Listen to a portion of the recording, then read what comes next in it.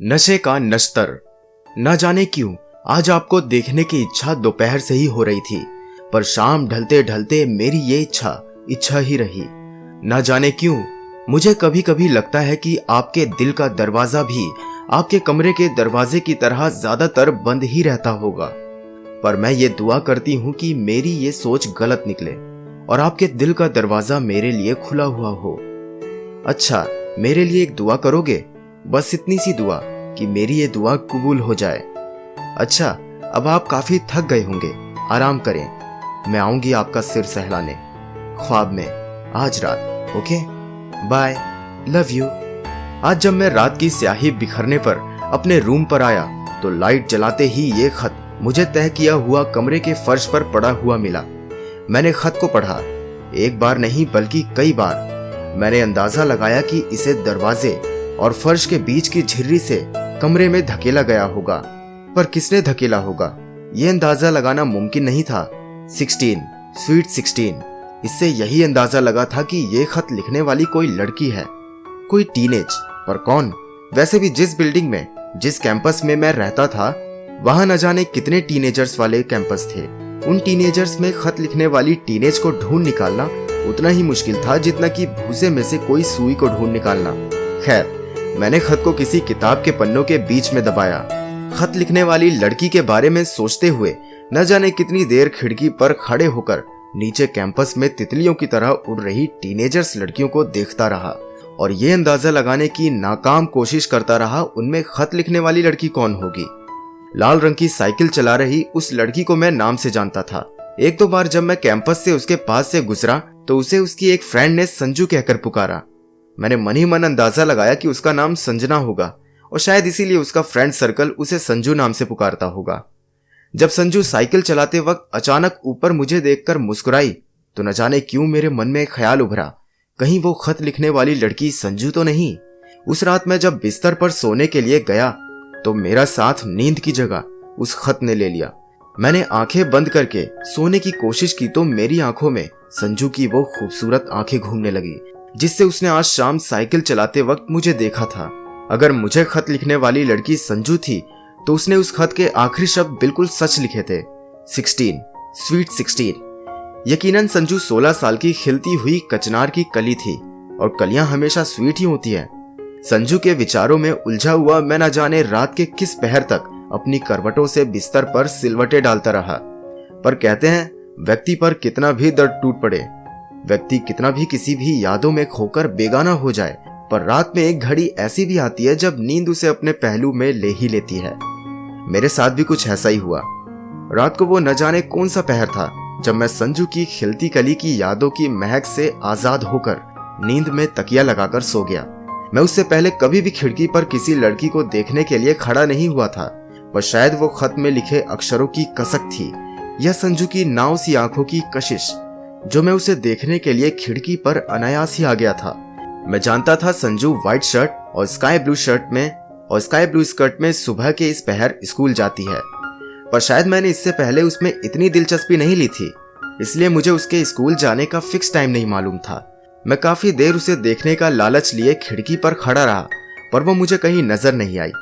या तो वो मेरे खिड़की पर आने से पहले स्कूल जा चुकी थी या फिर आज वो स्कूल गई ही नहीं थी। मैं थक कर दरीचे से हट गया और अंडरवियर लेकर बाथरूम में घुस गया। तैयार होने के बाद जब मैं कॉलेज जाने के लिए बिल्डिंग कैंपस से रोड की ओर बढ़ रहा था तब भी मेरी आंखें संजू की तलाश में थी। मेरी आंखों की ये तलाश उस वक्त अधूरी ही रही और मैं ऑटो में बैठ गया।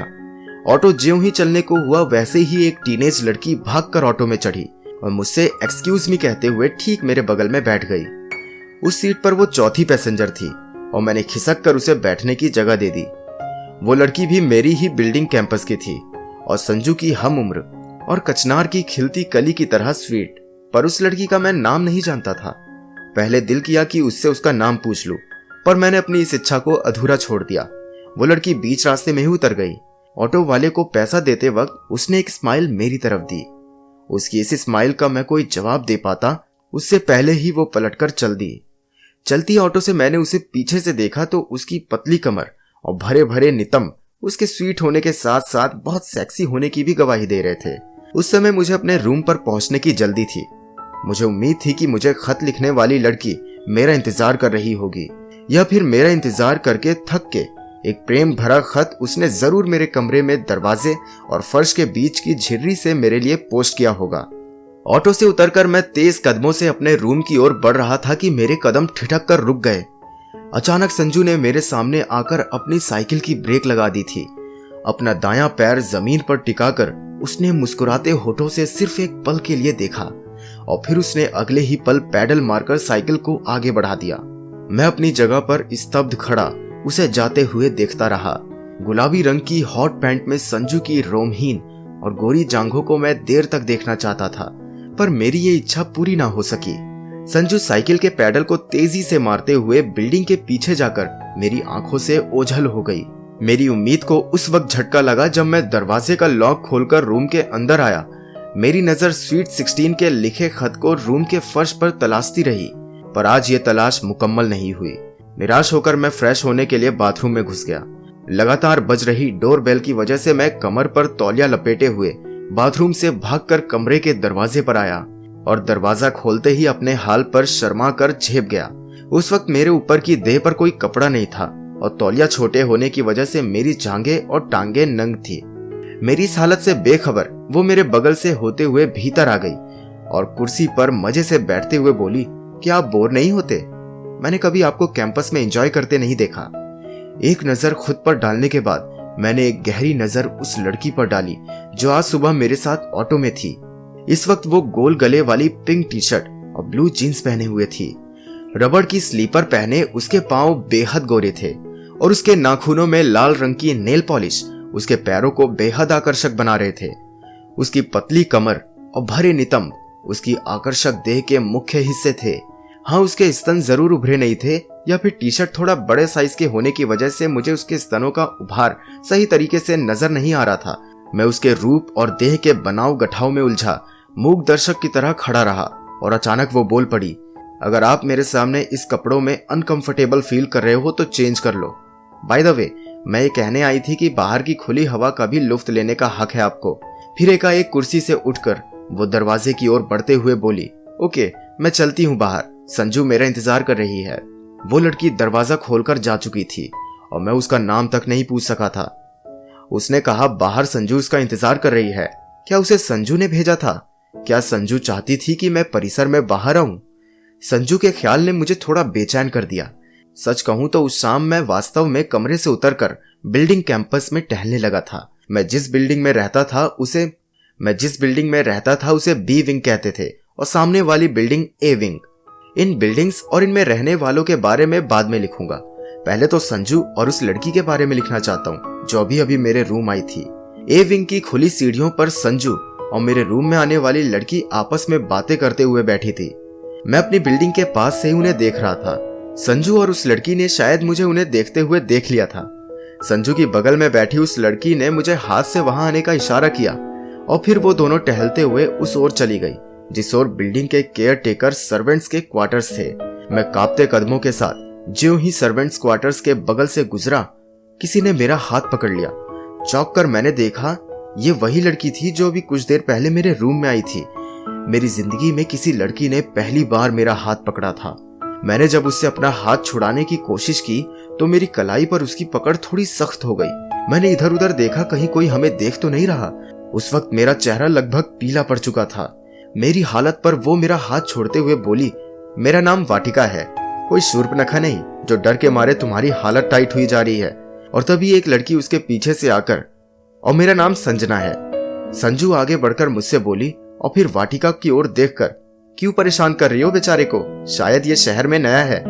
अरे नहीं संजू, पिछले 3 महीनों से तो हम इसे देख रहे हैं, फिर ये शहर में नया कैसे हुआ? वाटिका ने संजू की बात पर अपनी प्रतिक्रिया दी और फिर तुरंत ही, आप सुबह कॉलेज ही जाते हो ना, और कौन से स्टैंडर्ड में है? जी वाटिका जी, मैं कॉलेज ही जाता हूँ और मैं बीए फर्स्ट ईयर का स्टूडेंट हूँ, मैंने सकुचाते हुए कहा। मेरी बात सुनकर मेरे सामने खड़ी वो दोनों टीनेज लड़कियां हंस पड़ी और मैं उन्हें हंसते हुए देखकर यह सोचने लगा कि मैंने ऐसा क्या कह दिया जो ये दोनों यूं ही खिलखिलाकर हंसने लगी। काफी देर हंसने के बाद जब संजू की हंसी रुकी तब वो मेरे सीने पर अपनी नाजुक उंगली रखते हुए बोली, ये क्या, हमारे सामने भारतीय नारी की तरह जी जी करके बातें कर रहे हो।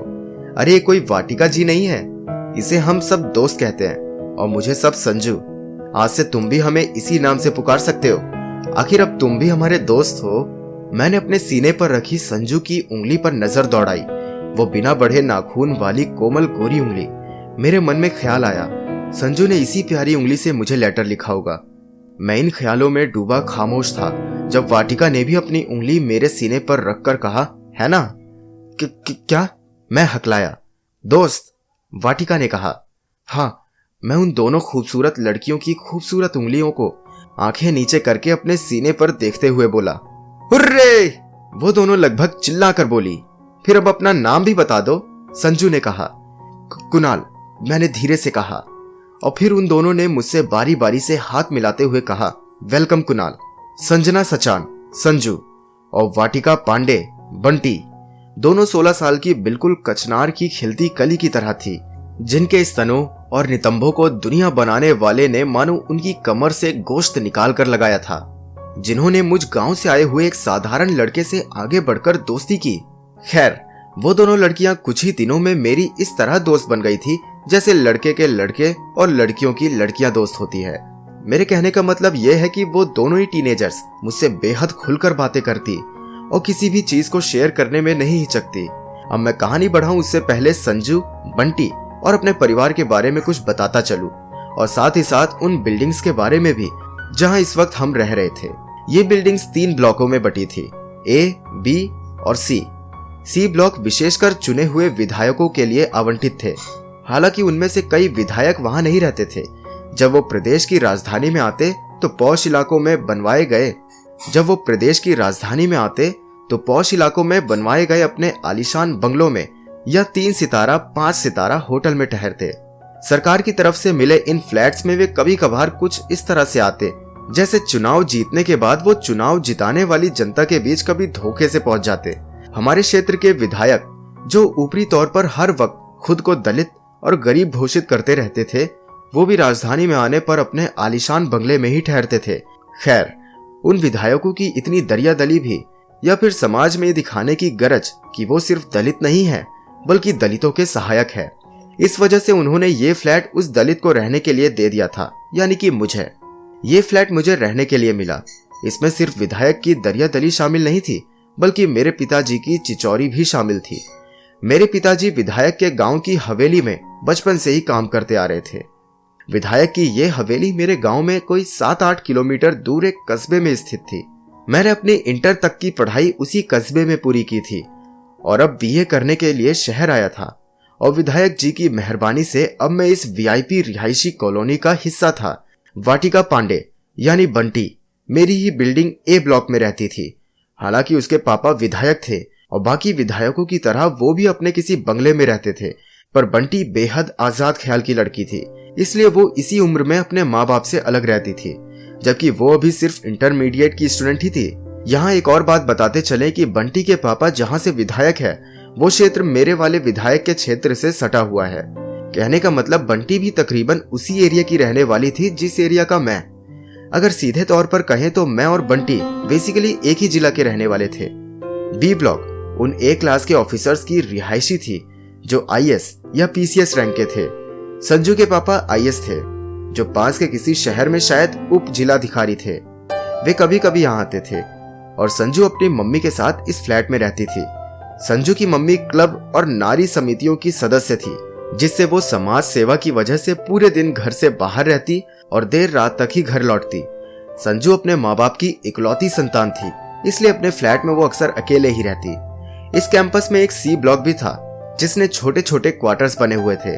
इन क्वार्टर्स में बाकी 2 ब्लॉक्स के रख रखाव और साफ सफाई के लिए चतुर्थ श्रेणी कर्मचारी रहते थे।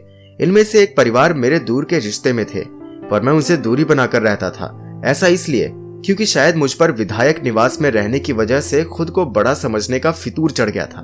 खैर, ये फितूर का मेरे दिल में आना लाजमी था, क्योंकि अक्सर साधारण आदमियों को जब बड़े लोगों के अच्छे खाने के जूठन भी मिलने लगती है तो वो खुद को बड़े आदमियों के बराबर समझने लगते हैं। यूं अगर देखा जाए तो बंटी, संजू और मेरी उम्र तकरीबन बराबर थी, या यूं कहे तो इंटरमीडिएट के 2nd ईयर में पढ़ने वाली बंटी और संजू 16 साल की थी और बीए फर्स्ट ईयर में पढ़ने वाला मैं 17 साल का था। उस शाम जब मैं सी ब्लॉक मतलब केयर टेकर के क्वार्टर्स के पीछे संजू और बंटी ने मुझसे दोस्ती की थी, तो मैंने भी उनसे दोस्ती कर ली। हम तीनों जल्दी एक दूसरे के फ्लैट में भी जाने लगे। वैसे भी हमारे खाली पड़े फ्लैट में हमें कोई रोकने टोकने वाला नहीं था।